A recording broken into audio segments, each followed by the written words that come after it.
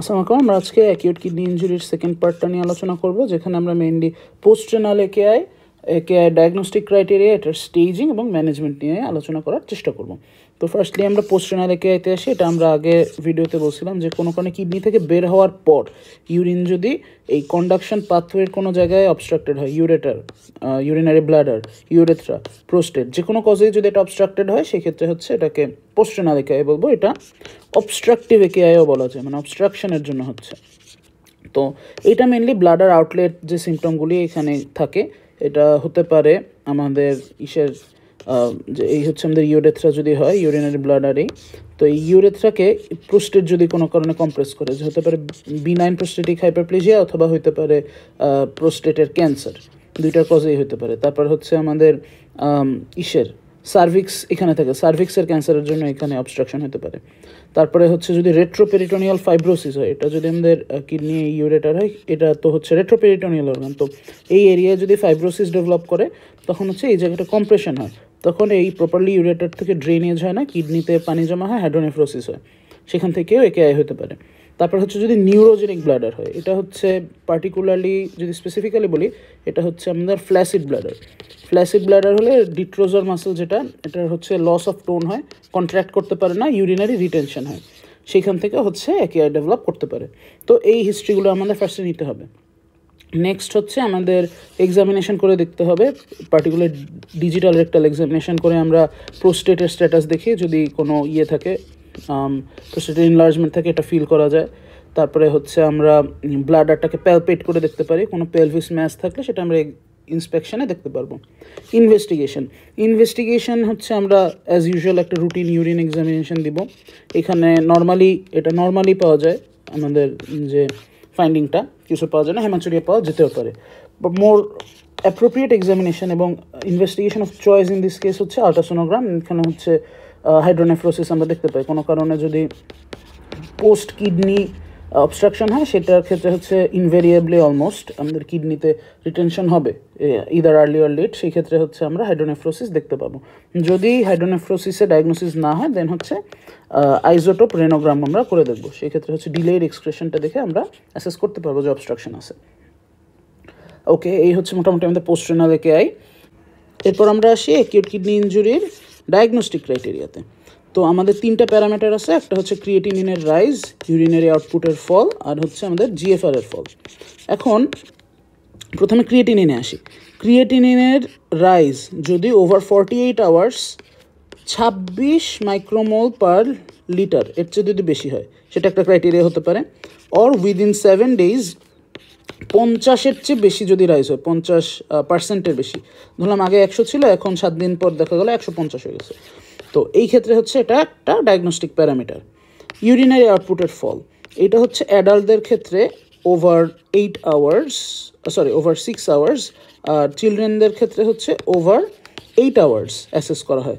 তো দুইটার ক্ষেত্রে যদি আমাদের দেখা যায় যে 0.5 মিলি লিটার পার কেজি পার আওয়ারে যদি ফল করে, মানে এর চেয়ে যদি কমে যায় এই টাইমের মধ্যে, অ্যাডাল্টসের ক্ষেত্রে 6 আওয়ার্স, চিলড্রেনের ক্ষেত্রে 8 আওয়ার্স, তো 0.5-এর নিচে নেমে গেলে পার কেজি পার আওয়ার আমরা হচ্ছে এটাকে একটা ডায়াগনস্টিক ক্রাইটেরিয়া ধরি। ফাইনালি হচ্ছে ইজিএফআর এর ফল, এটা যদি 25%-এর চেয়ে কম হয়ে যায় আর কি, মানে 25%-এর চেয়ে বেশি যদি ফল হয় ওভার 7 days, সেটা হচ্ছে একটা ডায়াগনস্টিক ক্রাইটেরিয়া। আগে 100 ছিল, সেই ফলটা হচ্ছে আমাদের ফল হয়ে 75 হয়ে গেছে, মানে ওভার 25% এখানে ফল করছে, তো সেটা হচ্ছে একটা ডায়াগনস্টিক ক্রাইটেরিয়া।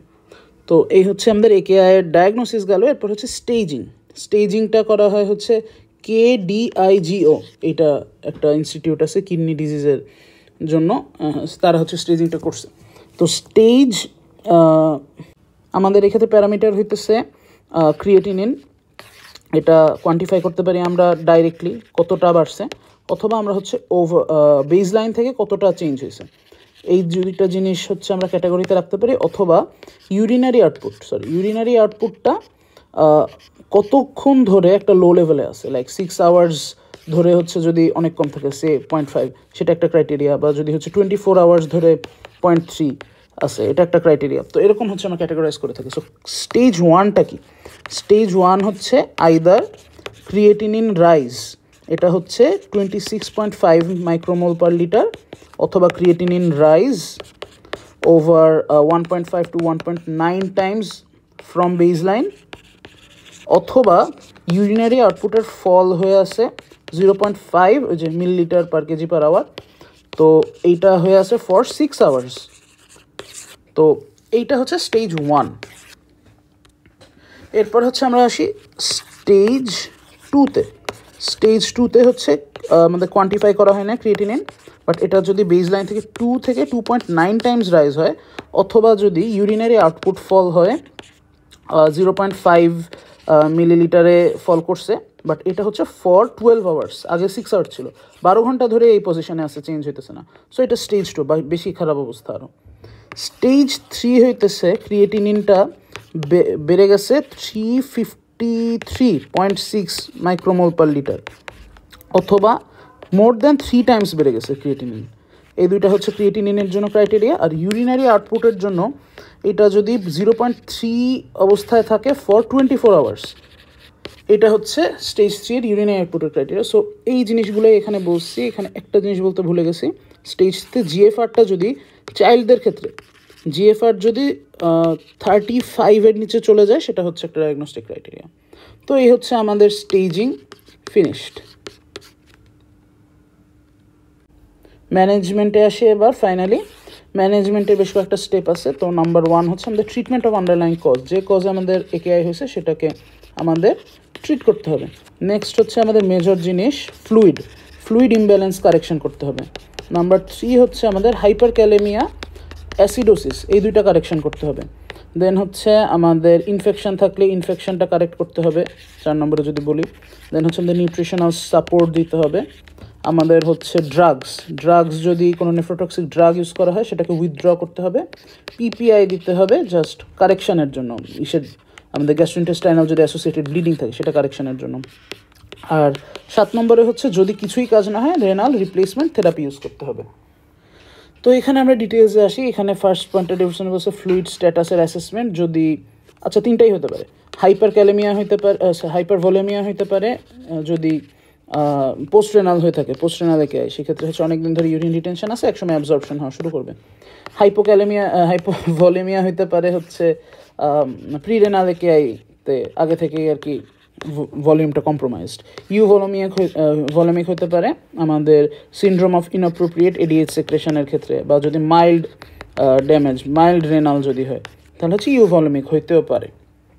ওকে, তো আমাদের হচ্ছে অ্যাজ আর কি নেম সাজেস্ট আমাদের ট্রিট করতে হবে হাইপোভলিমিয়া, ভলিউম কম, আমাদের ভলিউম বাড়াতে হবে, আমাদের আইভি ফ্লুইড দিতে হবে, হার্টম্যান সলিউশন বা প্লাজমা লাইট আমরা ইউজ করতে পারি, এবং হচ্ছে ইনোট্রপিক এজেন্টগুলি দিতে হবে আমাদের হার্টের কার্ডিয়াক আউটপুটটাকে মেনটেন করার জন্য।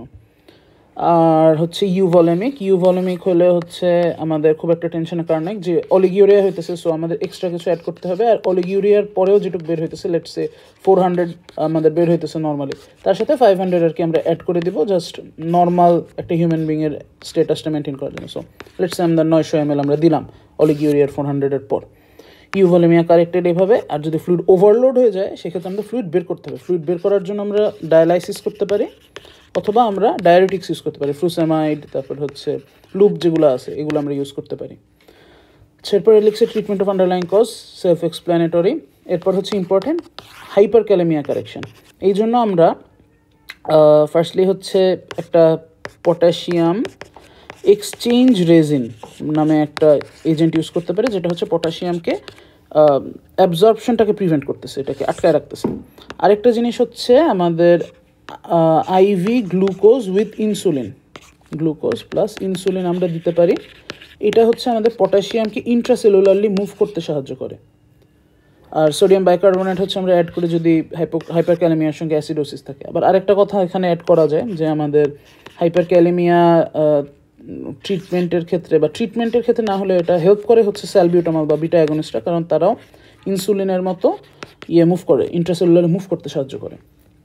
এখানে বলছে যে ডিফাইনেটিভ কারেকশন হচ্ছে আমাদের ডায়ালাইসিস বা রেনাল ফাংশন রিস্টোরেশনের জন্য যা যা করা লাগে, তা অটোমেটিক্যালি আর কি পটাশিয়াম ইমব্যালেন্সটা কারেক্টেড হয়ে যাবে। এখন এরপরে হচ্ছে আমাদের যেটা বললাম নেফ্রোটক্সিক ড্রাগ যা যা আছে সেগুলোকে করতে হবে, স্টপ করতে হবে। আর রেনাল রুটে যে ড্রাগগুলো এক্সক্রিটেড হয় সেটা ডোজেজ অ্যাডজাস্ট করতে হবে, কারণ যেহেতু কিডনি প্রপারলি ফাংশন করতেছে না, টক্সিসিটির চান্স আছে। নিউট্রিশনাল সাপোর্ট দিতে হবে, ইনফেকশন থাকলে ইনফেকশন কারেকশন করতে হবে, এটার জন্য স্ক্রিনিং করতে হবে। আর হচ্ছে জিআই ব্লিডিংয়ের রিস্ক কমানোর জন্য পিপিআই ইউজ করতে হবে। আর সার্টেন কেসেসে রেনাল রিপ্লেসমেন্ট থেরাপিটাও ইন্ডিকেটেড। তো এরপরে আমরা কয়েকটা রেফারেল ক্রাইটেরিয়া অফ আরআরটি আলোচনা করে শেষ করে দিই। এখানে অনেকগুলো আছে, এগুলা লজিক্যালও না সবগুলো পড়া, আর দরকারও নাই আসলে। তো ফার্স্টলি হচ্ছে আমাদের যদি চিন্তা করি আমরা কখন রেনাল রিপ্লেসমেন্ট থেরাপির দিকে যাবো, যখন হচ্ছে আমাদের নর্মাল মেডিকেশন কাজ করতেছে না। সো আমাদের হচ্ছে এই যে রিফ্র্যাক্টরি টু ট্রিটমেন্ট, এটা হচ্ছে নাম্বার 1 কজ। নাম্বার 2 কজ হচ্ছে আমাদের এন্ড স্টেজে চলে গেছে সিকেটি, যে এখন আমাদের আসলে কনজারভেটিভভাবে ট্রিট করে কুলাইতে পারতেছে না। সো স্টেজ 4 or 5 সিকেডি অথবা হচ্ছে একেআই স্টেজ 3তে ধরা পড়ছে, এটা কি ইমিডিয়েট ট্রিটমেন্ট দরকার। সো স্টেজ 3 একেআই এটা আমাদের হচ্ছে আরআরটি দিয়ে ঠিক করতে হবে।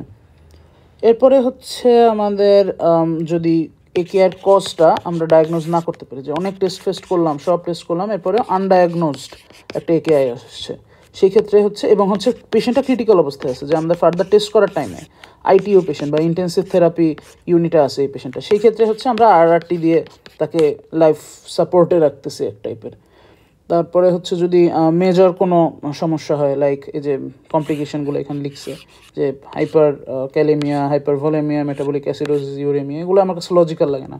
তারপরে এখানে হচ্ছে কিছু পার্টিকুলার ডিজিজের কথা হচ্ছে, ভ্যাসকুলাইটিস, গ্লোমেরুলোনেফ্রাইটিস, টিউবুলো ইন্টারস্টিশিয়াল ডিজিজ, মায়োলোমা, এইসব ক্ষেত্রেও বলা হয় যে এটা রেফারেল ক্রাইটেরিয়া। সো এটা আমরা মাথায় রাখতে পারি। বাট মেজর হচ্ছে ট্রিটমেন্ট রেফ্র্যাক্টরি আর হচ্ছে এন্ড স্টেজ ডিজিজ, এবং হচ্ছে আনডায়াগনোজড যদি কেস আসে সেক্ষেত্রে অবশ্যই আমরা আরআরটি ইন্ডিকেট করবো। মোটামুটি এই হচ্ছে আমাদের একে নিয়ে আলোচনা। ধন্যবাদ। আসসালামু আলাইকুম।